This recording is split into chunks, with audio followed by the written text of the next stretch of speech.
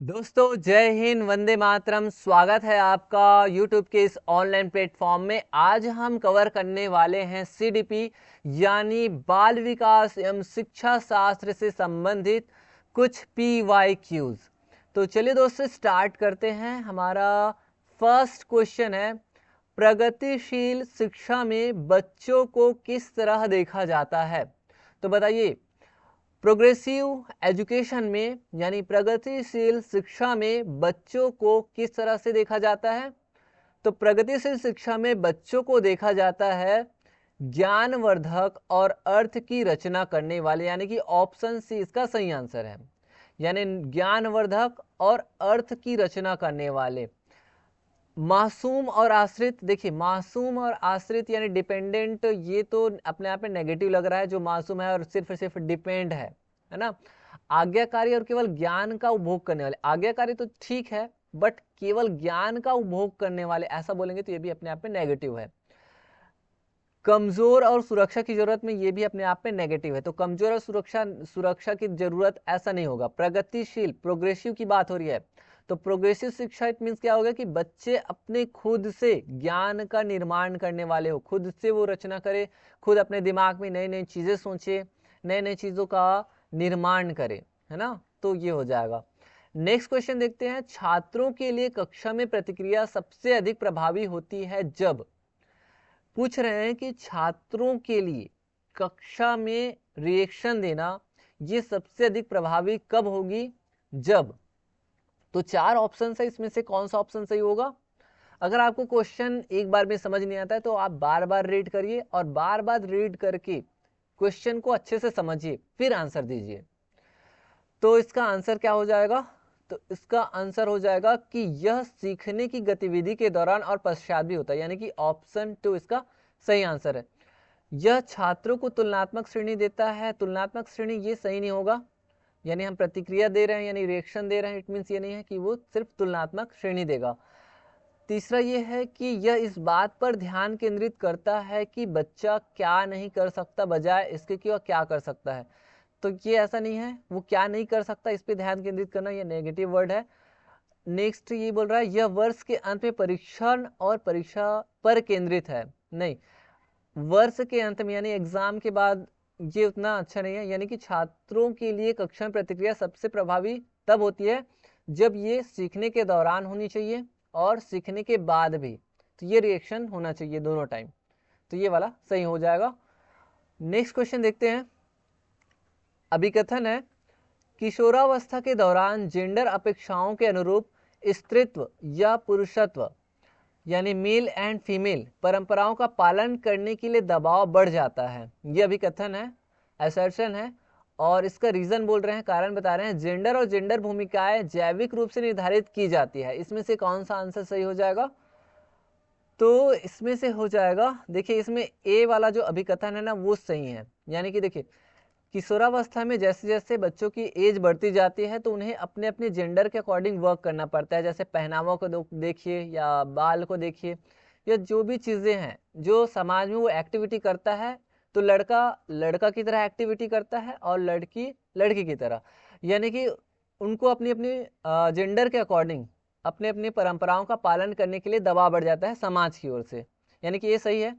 Gender और gender भूमिकाएं जैविक रूप से निर्धारित की जाती है, नहीं, जेंडर और जेंडर भूमिकाएं जैविक रूप से निर्धारित नहीं की जाती बल्कि ये सामाजिक रूप से निर्धारित की जाती है। यानी कि ऑप्शन 3 इसका सही है, ए सही है और आर गलत है।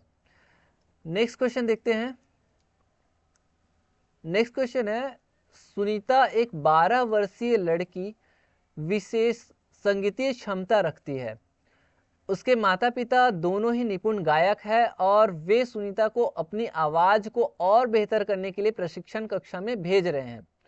सुनीता की यह क्षमता संभावित रूप से किन कारकों के अंतःक्रिया का परिणाम है? बताइए। तो जाहिर सी बात है कि जो लड़की सुनीता है उसके मम्मी पापा यानी उसके जो पेरेंट्स है वो किस फील्ड से बिलोंग करते हैं? संगीतीय फील्ड से, म्यूजिक फील्ड से बिलोंग करते हैं। तो जाहिर सी बात है उनको एनवायरनमेंट मिल रहा है और उनको उनकी हेरिडिटी भी प्राप्त हो रही है। यानी कि ऑप्शन 3 इसका सही हो जाएगा, यानी आनुवंशिकता और वातावरण। क्योंकि उनके मम्मी पापा म्यूजिशियंस है, संगीतकार है और उनको इन्वायरमेंट भी प्रदान कर रहे हैं, वातावरण भी मिल रहा है। तो ये दो रीजन है, आनुवंशिकता एंड वातावरण, यानी कि हेरिडिटी एंड एनवायरमेंट। ठीक है, यानी ऑप्शन 3 इसका सही आंसर हो जाएगा। ये आप इमेज में भी देख सकते हैं, जैसे आपको जैसा आप बच्चे को इन्वायरमेंट देंगे वैसे ही बच्चे बनेंगे, और कुछ कुछ चीजें उनकी हेरिडिटी से भी मिलती है। नेक्स्ट क्वेश्चन देखते हैं, संवेदनशील अवधि वह समय अवधि होती है जिसके दौरान कुछ विशेष रूप से सामान्य विकास के लिए महत्वपूर्ण होती है। यहाँ पे बोल रहे हैं कि संवेदनशील अवधि वह समय अवधि होती है जिसके दौरान कुछ विशेष रूप से सामान्य विकास के लिए महत्वपूर्ण होती है। तो बताइए सामान्य विकास के लिए महत्वपूर्ण क्या होती है? तो वो होती है पर्यावरणीय कारक, यानी एनवायरमेंटल फैक्टर। ठीक है, उत्पत्ति मूलक कारक नहीं होगा, मानव जाति या निर्जाति कारक नहीं होगा, वंशानुगत भी नहीं होगा, ये होगा आपका पर्यावरणीय कारक। ठीक है, नेक्स्ट क्वेश्चन देखते हैं, विद्यार्थियों में समालोचनात्मक चिंतन यानी क्रिटिकल थिंकिंग को विकसित करने के लिए एक शिक्षक को क्या करना चाहिए? बताइए, स्टूडेंट्स में क्रिटिकल थिंकिंग को डेवलप करने के लिए शिक्षक को क्या करना चाहिए? तो देखिए 4 ऑप्शंस है ना, और इनमें से कौन सा आंसर सही हो जाएगा? इनमें से आपका आंसर हो जाएगा, ऐसे सवाल देने चाहिए जिनमें निष्कर्ष और व्याख्याएं शामिल हो, यानी कि ऑप्शन 3 इसका सही हो जाएगा। यानी ऐसे सवाल देने चाहिए जिसमें निष्कर्ष भी होना चाहिए, व्याख्याएं होनी चाहिए। यानी अगर कोई बच्चा कोई क्वेश्चन उनसे पूछा जाए तो उसका केवल एक आंसर नहीं होना चाहिए, उसका बहुत सारे आंसर होना चाहिए। जैसे मैंने पूछा कि भारत की राजधानी क्या है, तो एक ही आंसर हो गया, दिल्ली। अब मैंने अगर क्वेश्चन किया कि हम अपने देश को कैसे विकास की ओर बढ़ाएं, तो बहुत सारे आंसर हो जाएंगे कि कैसे विकास की ओर बढ़ाएं। लोगों में जागरूकता लाने की कोशिश करनी चाहिए, लोगों में एजुकेशन लाने की कोशिश करनी चाहिए, है ना। हमें भारतीय product, Indian made in India product को यूज़ करना चाहिए, है ना। लोगों को शिक्षा की ओर आगे बढ़ाना चाहिए, जागरूकता लानी चाहिए, और विदेशी सामानों का कम से कम यूज़ करना चाहिए। ऐसे मतलब तरह तरह के जो है क्वेश्चंस आने चाहिए, यानी कि ऐसे क्वेश्चन पूछो जिनसे उन्हें निष्कर्ष भी निकले और व्याख्या भी शामिल हो, है ना। तो ये इसका जो है आंसर सही हो जाएगा क्रिटिकल थिंकिंग के लिए। बाकी अगर आप दूसरा क्वेश्चन दूसरा देखेंगे तो केवल ऐसे सवाल पूछने चाहिए जिनका एक ही उत्तर हो, ये जैसे मैंने एग्जाम्पल दिया ये तो नहीं होगा, जिसमें क्रिटिकल थिंकिंग नहीं होगी। विद्यार्थियों को उनके संदेह और सवाल पूछने के लिए हतोत्साहित कभी नहीं करना चाहिए, उनको प्रोत्साहित करना चाहिए। ऐसे सवालों से बचना चाहिए जिनमें विवेचन और विश्लेषण की आवश्यकता हो, नहीं, हमें ऐसे सवाल पूछने चाहिए जिसमें विवेचन और विश्लेषण एनालिसिस होना चाहिए, है ना, उनकी आवश्यकता होनी चाहिए। अब देखते हैं नेक्स्ट क्वेश्चन है, एक शिक्षिका खुद से पूछती है, क्या पूछती है? मैं ऐसे अनुभव कैसे प्रदान कर सकती हूँ जिसमें छात्रों को पर्यावरण में विभिन्न प्रकार की वस्तुओं को वर्गीकृत करने और उनकी वर्गीकरण की स्कीमों का विश्लेषण करने की आवश्यकता हो। एक शिक्षिका खुद से पूछ रही है कि मैं ऐसे कैसे अनुभव प्रदान कर सकती हूँ जिसमें छात्रों को पर्यावरण में विभिन्न प्रकार की वस्तुओं का वर्गीकरण और उनकी वर्गीकरण की स्कीमों यानी अवधारणा का विश्लेषण करने की आवश्यकता हो। वह छात्रों में किस बुद्धिमत्ता को बढ़ावा देने की कोशिश कर रही है? वो जो टीचर है वो छात्रों में किस बुद्धिमत्ता को बढ़ाने की कोशिश कर रही है? तो वो कोशिश कर रही है प्राकृतिक बुद्धिमत्ता, यानी कि ऑप्शन 3 इसका सही आंसर है, क्योंकि वो प्राकृतिक यानी वो पर्यावरण में विभिन्न प्रकार की वस्तुओं का वर्गीकरण करना और उनकी वर्गीकरण की स्कीमों का विश्लेषण करने के लिए वो जो है जोर दे रही है, यानी प्राकृतिक बुद्धिमत्ता, नेचुरल इंटेलेक्चुअलिटी को वो बढ़ाने की कोशिश कर रही है। नेक्स्ट क्वेश्चन देखते हैं, महारत प्राप्त करने के लक्ष्य निर्धारित करने से छात्रों की अभिप्रेरणा और योग्यता के बारे में विचार कैसे प्रभावित होते हैं? बताइए, महारत प्राप्त करने के लिए लक्ष्य निर्धारित करने से छात्र की अभिप्रेरणा, छात्र की जो मोटिवेशन है और उनकी जो एबिलिटी है के बारे में विचार कैसे प्रभावित होते हैं? तो कैसे प्रभावित होते हैं बताइए, 4 ऑप्शंस हैं, तो देख लेते हैं। यह अक्षर योग्यता के स्थिर दृष्टिकोण में बढ़ी हुई आंतरिक अभिप्रेरणा को विश्वास आंतरिक प्रेरणा और विश्वास को दर्शाता है। यह अक्सर योग्यता के स्थिर दृष्टिकोण बोल रहे हैं ना, स्थिर दृष्टिकोण में बढ़ी हुई आंतरिक अभिप्रेरणा, तो स्थिर दृष्टिकोण नहीं होगा, नेगेटिव हो जाएगा। यह अक्सर योग्यता के वृद्धिशील दृष्टिकोण, देखिए वृद्धिशील दृष्टिकोण में बढ़ी हुई जो आंतरिक अभिप्रेरणा है और विश्वास है इसको दर्शाता है, यानी कि ऑप्शन 2 इसका सही आंसर हो जाएगा। महारत प्राप्त करने के लिए लक्ष्य निर्धारित करने से छात्र के अभिप्रेरणा और योग्यता के बारे में विचार कैसे प्रभावित होते हैं, तो यह अक्सर योग्यता के स्थिर नहीं वृद्धिशील दृष्टिकोण में बढ़ी हुई आंतरिक अभिप्रेरणा और विश्वास को दर्शाता है, यानी कि ऑप्शन 2 इसका सही आंसर हो जाएगा। नेक्स्ट क्वेश्चन देखते हैं। नेक्स्ट क्वेश्चन है, रमा एक शिक्षिका है जो वाइगोत्स्की के सिद्धांत को अपनी कक्षा में लागू कर रही है और वह एक चुनौतीपूर्ण कार्य को पूरा करने के लिए अपने छात्रों को समूहों में काम करने के लिए नियुक्त करती है। कार्य के दौरान एक छात्र महत्वपूर्ण संकल्पना को समझने में के लिए संघर्ष कर रहा है। रमा के लिए इस प्रकार की मदद करने का सबसे प्रभावी तरीका क्या होगा? अब देखिए, रमा एक शिक्षिका जो लेव वाइगोत्स्की के सिद्धांत पे कार्य कर रही है। लेव वाइगोत्स्की का सिद्धांत क्या है? तो लेव वाइगोत्स्की का सिद्धांत है, लेव वाइगोत्स्की का सिद्धांत क्या है? सामाजिक सांस्कृतिक सिद्धांत।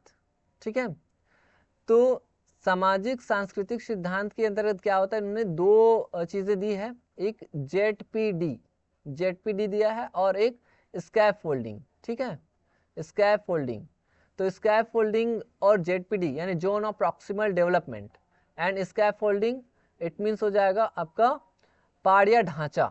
ठीक है, अब बात आती है कि वो इस सिद्धांत पे वो क्या करेगी, है ना, छात्र जो संघर्ष कर रहा है उसके लिए मदद करने के लिए क्या तरीका होगा।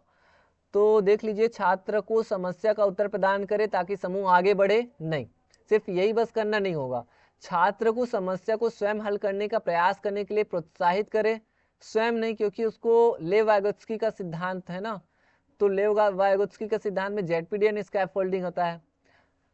छात्रों को एक अलग कार्य सौंपे, उसको अलग नहीं होगा, छात्र के साथ समस्या पर काम करे और समूह के अन्य सदस्यों को शामिल करते हुए आवश्यकता अनुसार मार्गदर्शन और प्रतिपुष्टि करे, यानी कि ऑप्शन 4 इसका सही आंसर हो जाएगा। क्योंकि देखिए, इस लेव वाइगोत्स्की का जो सिद्धांत है सामाजिक सांस्कृतिक सिद्धांत, वो क्या बताता है? वो बताता है जेडपीडी एंड स्कैफोल्डिंग। जेडपीडी मतलब zone of proximal and development, यानी कि बच्चे का हम ना साथ में रह करके उसका सहयोग करें, और एक होता है स्कैफोल्डिंग यानी पाड़ या ढांचा, इट मीन्स हम उसको कुछ समय के लिए सहयोग करते हैं।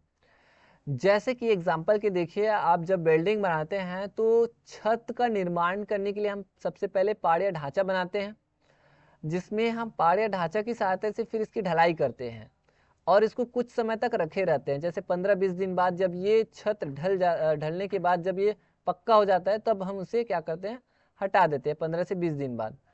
तब ये क्या हो जाता है, वो जो छत है वो स्थिर रहता है, यानी जम जाता है। तो वैसे ही ना, बच्चों को कुछ समय के लिए हम उसकी हेल्प करते हैं, कुछ मदद करते हैं। जब बच्चा उस चीज़ को अच्छे से सीख जाता है, समझ जाता है, तब हम फिर उसे हेल्प करना बंद कर देते हैं, तब वो खुद से अपना कार्य करना स्टार्ट कर देता है। तो ये है लेव वाइगोत्स्की का सिद्धांत। नेक्स्ट क्वेश्चन है, लास्ट क्वेश्चन है, विकथन बोल रहा है, शिक्षकों को विद्यार्थियों के बीच बहस, चर्चा और सहयोग को प्रोत्साहित करना चाहिए, और कारण बता रहा है कि ज्ञान उत्पादन एक निष्क्रिय प्रक्रिया है और सामूहिक गतिविधियों में संलग्नता अर्थपूर्ण अधिगम में बाधा डालता है। कौन सा ऑप्शन सही हो जाएगा? तो देखिए, शिक्षकों को विद्यार्थियों के बीच बहस यानी डिबेट, डिस्कशन और कोऑपरेट को प्रोत्साहित करना चाहिए, ये सही है, ए यानी कि सही है। ज्ञान उत्पादन एक निष्क्रिय प्रक्रिया है, यही पे एक नेगेटिव वर्ड आ गया कि ज्ञान उत्पादन एक सक्रिय प्रक्रिया है, निष्क्रिय नहीं है, एक्टिव प्रोसेस है, पैसिव प्रोसेस नहीं है। तो इसलिए ए तो सही है और आर गलत है, यानी कि ऑप्शन 3 इसका सही आंसर है। तो इस तरह से दोस्तों, आज हमने प्रीवियस ईयर क्वेश्चंस सीट 8 में जो आए हुए थे उन्हें हमने कुछ अच्छे से समझ लिया, कवर कर लिया। आई होप कि आपको ये वीडियो लेक्चर काफ़ी अच्छे से पसंद आया होगा। मिलेंगे नेक्स्ट वीडियो में, तब तक के लिए थैंक यू।